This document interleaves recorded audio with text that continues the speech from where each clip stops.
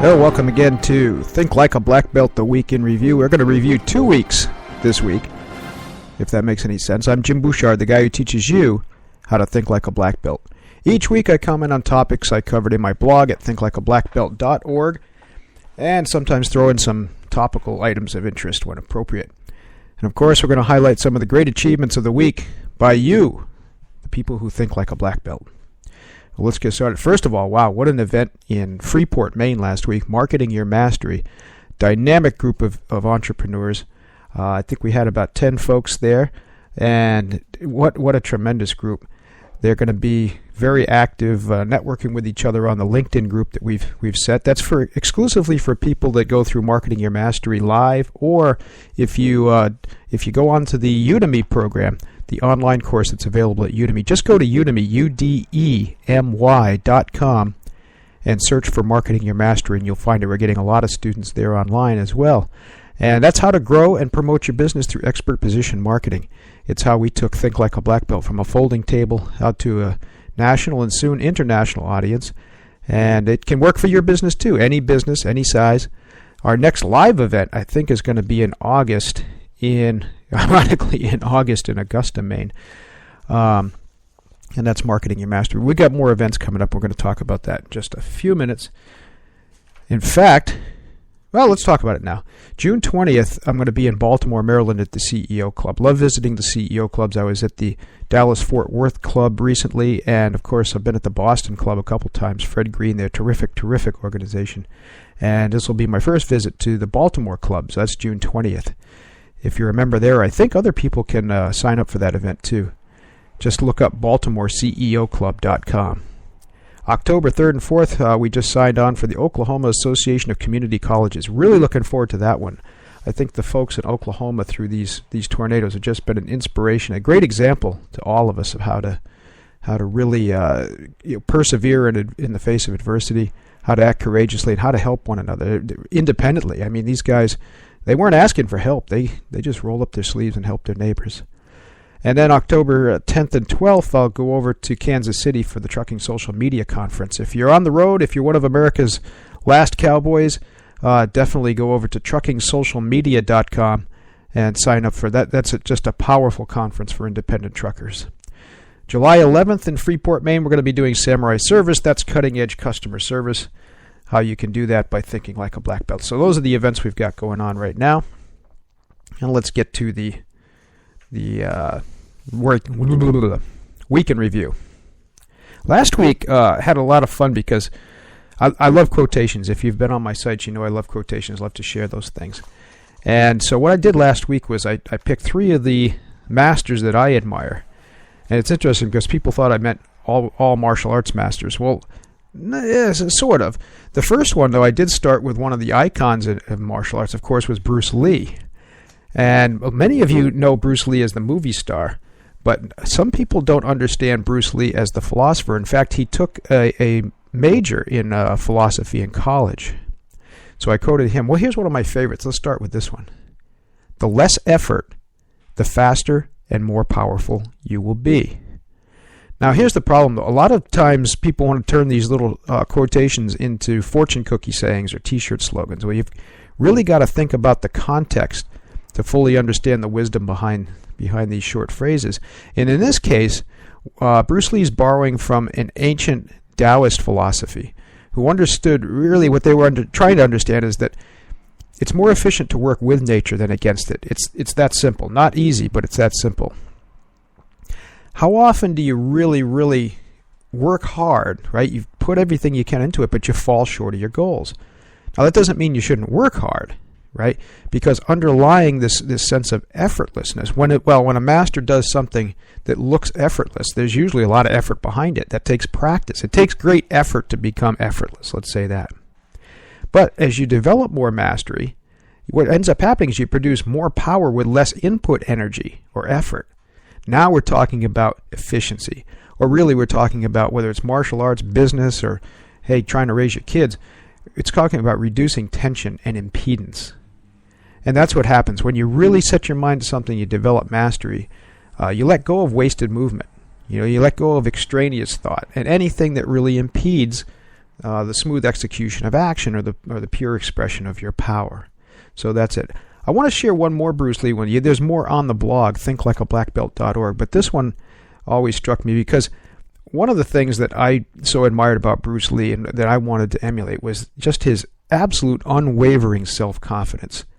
Now this one, this is actually from an interview he did, and here's the quote. He said, "Should I fight? Should I do anything? I've made up my mind, and that's it, baby." Now, after that, he goes on to talk about knocking somebody's head off if the situation warranted it. But really, what he's talking about, I just so admire people that have that steely resolve to make a decision and act without reservation. Sometimes that can get you into trouble, but sometimes that's better than doing nothing at all, right? Sometimes any action is better than inaction, and you can actually be crippled by inaction. So anyway, hey, you don't fight any fight from ringside. You got to get in there and do it. So go to thinklikeablackbelt.org and you're going to read a little bit more about Bruce Lee. On Wednesday, I picked another one of my, I guess you could say he's, well, martial arts in the sense that he's one of America's iconic soldiers. Most people know him from the movie and the portrayal by George C. Scott, but you really have to read his books and read the biographies about him to understand him, and that's General George S. Patton. "Wars may be fought with weapons, but they're won by men. It is the spirit of men who follow and of the man who leads that gains the victory." You know, Patton was known as a very controversial figure, and probably his greatest legacy is that he may be the defining line between ancient and modern warfare. But he was a profound scholar of history and strategy and philosophy. And even as he embraced new technologies like the tank, and he was a tremendous strategic innovator, his tactical knowledge and philosophy was really deeply rooted in the classics, in his study of history. And in this quotation, you can see that Patton, he fully understood that no matter how far technology advances, wars are still fought by the warrior, by people. Now, isn't that the same in business and personal life too? I mean, really, Patton's words seem prophetic as technology today, simultaneously, it gives us greater access to one another, while at the same time, it makes sometimes human contact less direct. So just keep remembering in business and in life that the most basic elements, all these interactions can be reduced to just the simple face-to-face contact between two human beings. You know, we live in a push-button age, but let's not forget that even though we can communicate around the world and enjoy friendships with people we've never met, face-to-face anyway, we can't replace the power of direct human interaction. And that's the only way for the leader and your followers to share one spirit. Now here's another one of my favorites that he said, quote, "Never tell people how to do things. Tell them what to do, and they will surprise you with their ingenuity." You know, Patton's, without question, he's one of my go-to guys for leadership. And his greatest skill, in my opinion, was his ability to rally the troops, literally, to accomplish what others would never consider possible. He didn't do this by micromanaging. He picked the right people for the right jobs, and he expected innovation, personal responsibility, and leadership from all levels from command to the troops on the front.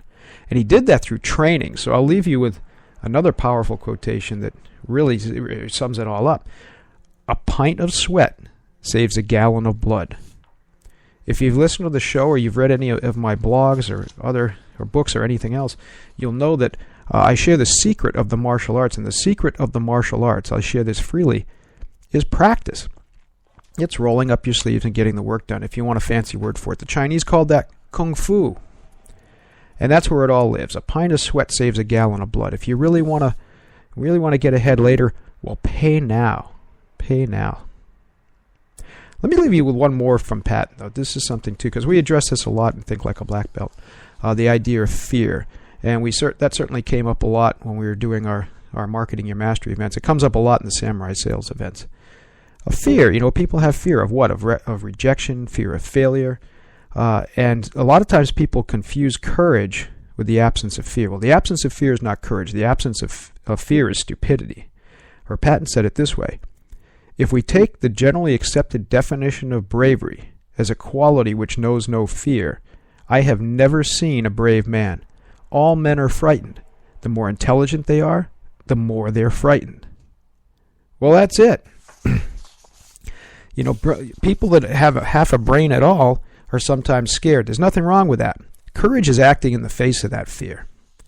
And it's really just as simple as that. Going to take a short break. We've got some really cool music for you today.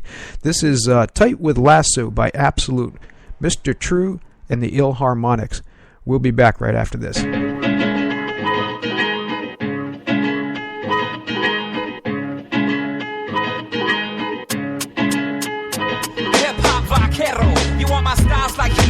Dancing on my words on the edge of sombrero. The gringo, sick flows, yes, the cockatoid. Kill Agnes with a glance from the pupil of annoyed. A mic stored in underwear drawers of my dresser. Rhymes from True God, yours is child of molester. A lowercase G hanging under the bar. My G's above and beyond and shining bright from afar like a North Star.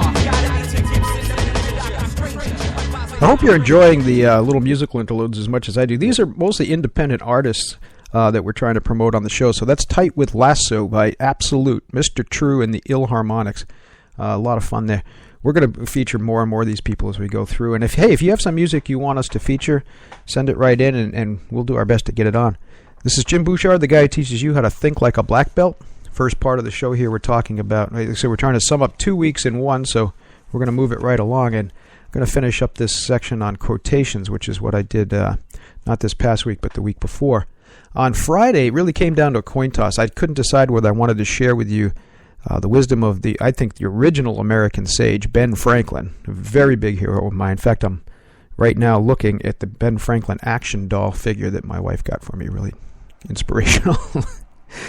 Anyway, since it's so easy to access the wisdom of Ben Franklin, you just have to go on Brainy Quote, which is where we get a lot of our nice quotations. But in the spirit of this year's 150th celebration of many of the Civil War activities, including Gettysburg, I wanted to share with you one of my neighbors, and that's Joshua L. Chamberlain. Joshua Chamberlain lived right around the corner from where I'm broadcasting from right now in Brunswick, Maine, and he's known as the hero of Little Round Top. Now, historians will argue or debate as to whether his actions and those of the 20th Maine actually saved the Union from defeat. But no worries, the guy still deserves our admiration. And if you want to hear more, learn more about him, just watch that wonderful movie that Ted Turner produced called Gettysburg. Here's a great one. Let me say that no danger, no hardship ever makes me wish to get back to that college life again. Let me explain that one, because Chamberlain was a professor at Bowdoin College in Brunswick, Maine, about a half a mile up the hill from where I'm sitting right now. And in those days, people could become an officer in the military with no prior experience or training. They would petition for those commissions. And most of these politically appointed officers were simply trying to gain stature. They felt themselves superior to the average soldier in society, so they didn't want to dirty their hands on the front lines, I suppose. But not Chamberlain. He sincerely considered that he had a higher calling to serve, and he took the job very, very seriously. And what I admire most about Chamberlain, and the biggest lesson as far as I'm concerned from his life, is that he's the iconic model of the never-ending process of self-perfection. If you looked up student in the dictionary, his picture should be there. See, once he got his appointment as, I believe, as a lieutenant at first, he just set himself to absorbing everything about military tactics and leadership, and very quickly became one of the most effective and dynamic officers of the Civil War. And afterwards, after the war, he became the governor in Maine and actually prevented another civil war right here in this state. But one of the neat things that he really did, one of the amazing things that he really did, was during the surrender in Appomattox, and you can visit Appomattox Courthouse in Virginia and see this, and we did. It was just a fantastic experience. Chamberlain was selected, was given the honor of accepting the surrender of the troops. And what would traditionally happen is the defeated army, in this case the Confederate soldiers, would pass and review. And they would surrender their arms, they'd surrender their horses, they'd surrender even personal belongings. And it was intended in some ways to humiliate. But Chamberlain did something that easily could have earned him a court-martial in those days. As the Confederate soldiers prepared to pass and review, he drew his sword and touched the tip of his sword to his boot. Now that's a recognized salute, and it was a recognized salute in that time, and a gesture of tremendous honor. This salute spread through the ranks, and the Union soldiers all started saluting the Confederates. Confederates saluted back, and what happened was that Chamberlain's actions really served as a profound gesture of reconciliation and earned him respect and admiration from both sides. How you treat your enemy today will be remembered by your neighbor tomorrow, or by a potential customer or business collaborator. So remember that. The people that you're fighting against now may be your business partners at some point, maybe your customers, maybe someone who lives down the street from you. So I think that's a tremendous lesson. If you want to learn more about Joshua Chamberlain, like I said, watch that movie Gettysburg, or hey, come on up to Brunswick, Maine. The weather's great right now. We're broadcasting right now on the last day of May, and it's going to be 80 degrees and really nice up here. So anyway, we're going to take another quick short break, and this time we're going to leave you with something called A Greek Irish by Demetrios Kattis. It sounded pretty darn interesting, and I only heard a little bit of it, so let's do that. And then when we come back, we're going to talk about this week's blogs, including The Power of Soft Skills. That's one that got a whole lot of attention, and how to put the self back in motivation. Jim Bouchard, the guy who teaches you how to think like a black belt, be back with you in just a few seconds.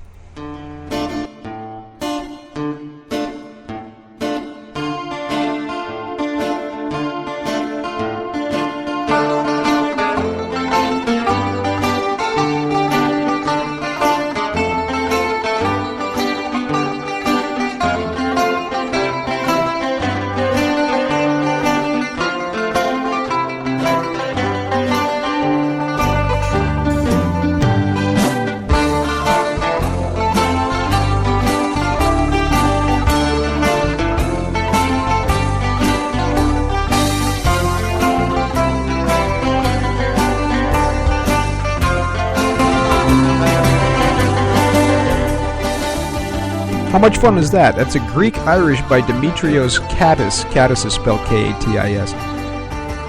Kind of reminds me of a Greek version of Dropkick Murphys a little bit, which is strange because last night I actually had a very strange dream about revisiting. In my past life, I was in the music business in several bands, and somehow all my old bandmates, living and passed on, were all reunited at a Dropkick Murphys concert, believe it or not, with lots of beer and fun stuff. So that was kind of interesting dream. Too bad I woke up and everyone was gone.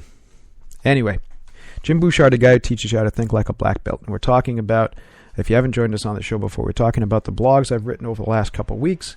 We call this Think Like a Black Belt Week in Review. We're covering 2 weeks today, so I'm really buzzing through it. And let's get to it. We do like to tell you what can happen when you think like a black belt, and had a great experience. In fact, this is why we didn't do the show last week. Went to New York area, and we met with Dr. John Tantillo, America's marketing doctor. He's been a great friend and a mentor to me and to Alex for quite some time now, and he's preparing a course for Udemy, and that's what we were doing. We were shooting his course material for him. And what an amazing program this is going to be. Go Brand Yourself. And that's going to be available on Udemy, udemy.com, udemy.com, very, very soon. We're going to work on the edit over the next week, and hopefully that program will be up in just a couple of weeks. You can go, just Google John Tantillo or Google The Marketing Doctor, and I'm sure he's going to post up announcements when that's all available, and we're going to make a big deal about it too. That's going to be a tremendous class in how to help you brand yourself for personal advancement, and also to brand your business effectively. Now let's get back to, this is going to be this week's blogs actually. And of course, Memorial Day, we just put up our annual tribute to the people who have served before, and that's so important for us to remember. It's easy for us to sit here and enjoy the benefits that we have of this amazing country, and I don't say that to be trite in any way. Sometimes we have to stop, and maybe it's not fashionable to be that emotional about patriotism these days, but it's extremely important, and it's important to remember the people who gave their lives in order to secure these amazing benefits for us. Too often, Memorial Day just becomes a day for barbecue. Nothing wrong with that, but it takes some time to stop and appreciate what we have and why we have it. At any rate, on Wednesday we moved down, and this post got an incredible amount of traffic, and it still is. It's getting a lot of traffic and a lot of interest on LinkedIn. And what I was talking about is the power of soft skills. The article was inspired as I read a post on WallStreetJournal.com titled "Soft Skills Can Help You Get Ahead" by Dennis Nishi. And here's a quote I'd like to share with you from that article. Although hard skills like sales and software knowledge can get you through the door, more companies are asking for soft skills as well as from job candidates, finds a recent study by Millennial Branding, a consulting firm in Boston. Let's cut to it. The so-called soft skills are essential to your career, your business, and your personal success. So why do I say so-called soft skills? In martial arts, we have soft systems like Aikido and Tai Chi, and hard systems such as karate and Taekwondo. The basic difference, this is the 101 version, is that soft systems tend to emphasize deflection and flowing movements, while hard systems emphasize powerful striking. And like I said, that's the simple version. In your career and business, hard skills are the stuff of your trade, specific systems for sales or management, trade or craft skills like cooking, welding, or machine operation, and scheduling. So-called soft skills are work ethic, etiquette, focus, self-discipline, motivation, all the things we talk about in the Think Like a Black Belt philosophy. The problem is that in martial arts and on the job, the soft skills are usually misunderstood and relegated to the back burner. Now, to give you a quick example, in a punch or a kick, tension robs you of power. Tension restricts or impedes your access to your muscles' horsepower. In fact, you could do a quick experiment if you want. You want to be a martial artist for a minute. Ball up your fist. Just ball up your fist and tighten all the muscles in your arm. Now try to throw the punch holding that tension. After that, just relax all your muscles and throw another punch. And quickly you're going to find which is quicker, which flows better. See, when you relax and you accelerate through the strike, you actually generate more impactive force. And as I'm learning now, that works in a golf swing too. See, the hard stylist who ignores the soft skills sacrifices an awful lot of power. Ignore the soft skills on the job, you might just get yourself fired or drive your business into the ground. Now, the first one we talked about was work ethic. And you can read all about this. You can download, go to jimbouchard.org or thinklikeablackbelt.org, and you can download my white paper, The Hard Asset Values of Soft Skill Training. If you don't find it, just send me an email, Jim, J-I-M, at jimbouchard.org, and I'll get that right out to you. At any rate, when we're talking about work ethic, when you think like a black belt, that means discipline.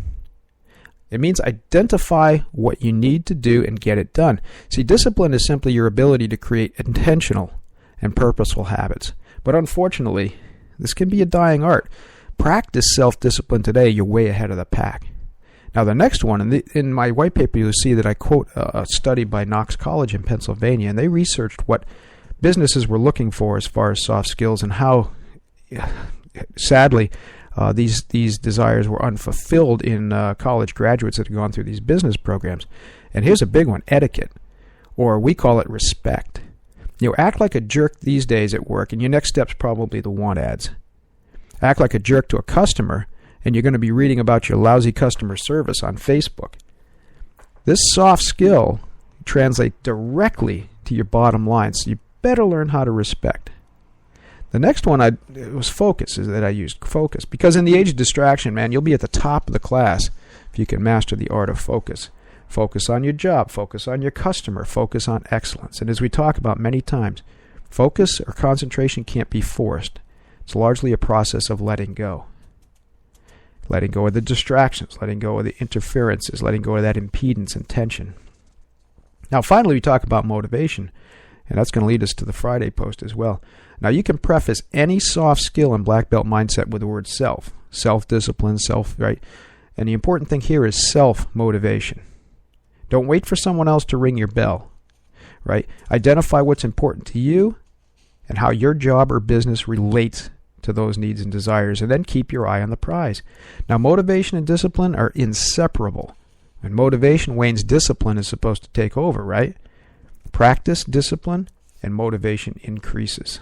So anyway, for yourself or your business, concentrate on these soft skills. What system works without the proper mindset or attitude to drive it? How useful or effective are your talents and skills without the discipline, motivation, and focus to put them to work?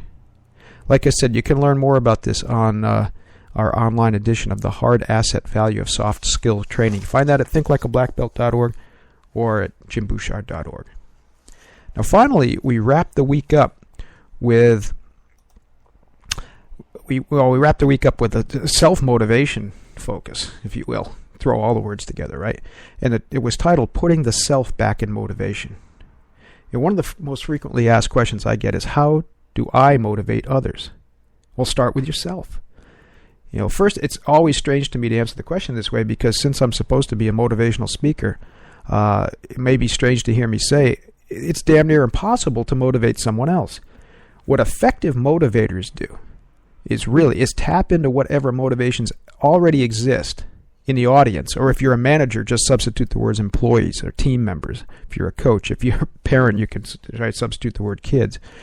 But I'm going to use the word audience for the next few minutes, and just like I said, you substitute whatever phrase works in your world. Here's the trick. Before I step on stage, I already know what motivates a critical mass of the people in front of me. For example, if I'm talking to salespeople, I know that a positive motivation is making more money, and a negative motivation is the fear of rejection, right? Is a good example. Now, as long as I stick to the program and I talk about these two topics, the people in the audience will be motivated, because that's what touches them.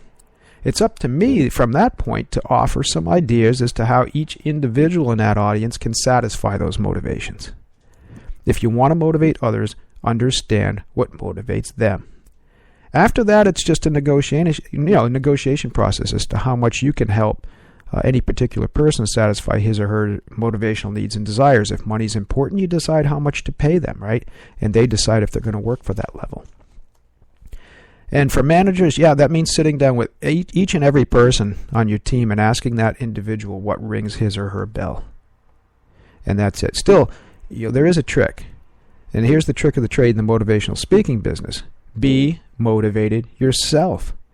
It doesn't matter if you're talking to one person or 500. If you want to motivate people, don't just talk the talk, walk the walk. I mean, haven't you noticed that every successful motivational speaker is a very motivated person? That's not an accident. Enthusiasm, sincerity, confidence, these things are contagious. And we know that. Unfortunately, so are pessimism, gloom, and complacency. So basically what you need to do is you got to find out what rings your bell, what turns you on. Satisfy your own motivations and then share that enthusiasm with others. If you're not satisfying your own motivations, you're never going to be inspiring or motivational to other people.